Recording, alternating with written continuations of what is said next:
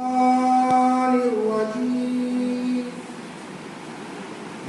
اللہ الرحمن الرحیم۔ آغاز کرتا ہوں اللہ کے نام سے، آغاز کرتا ہوں اللہ کے نام سے جو بڑا مہربان نہایت رحم کرنے والا ہے۔ کسی بھی کار خیر کو شروع کرنے سے پہلے اللہ رب العزت کا نام لیا جاتا ہے، جس سے اس کام میں کامیابی کی ضمانت ملتی ہے اور اس کام سے دل مطمئن رہتا ہے۔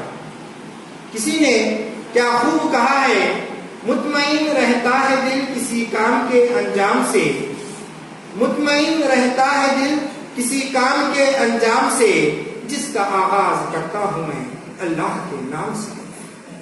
میں چاہتا ہوں کہ اس محفل کا آغاز قرآن پاک کی تلاوت سے ہو، اس لیے میں میرے عزیز دوست شہاب الدین سر کو دعوت دیتا ہوں کہ وہ یہاں پر آئے اور قرآن پاک کی تلاوت پیش کرے۔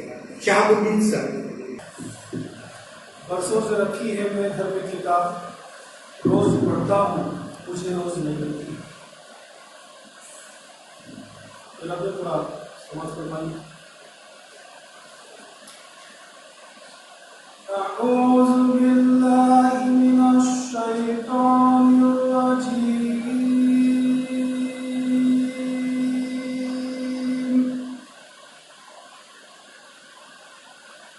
بسم اللہ الرحمن الرحیم۔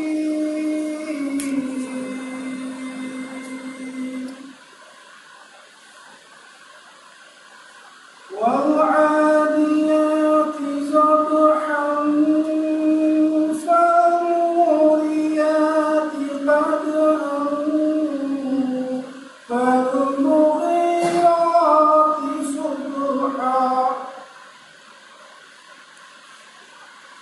فأثرن به نقعا فوسطن به جمعا إن الإنسان لربه لكنود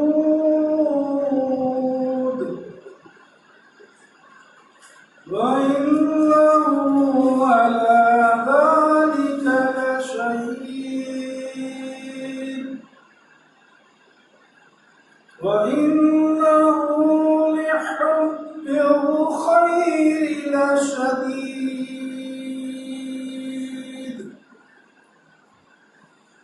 أفلا يعلم إذا بعثر ما في القبور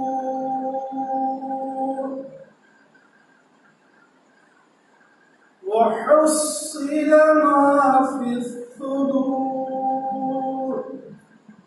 إن ربهم بهم يومئذ لخبير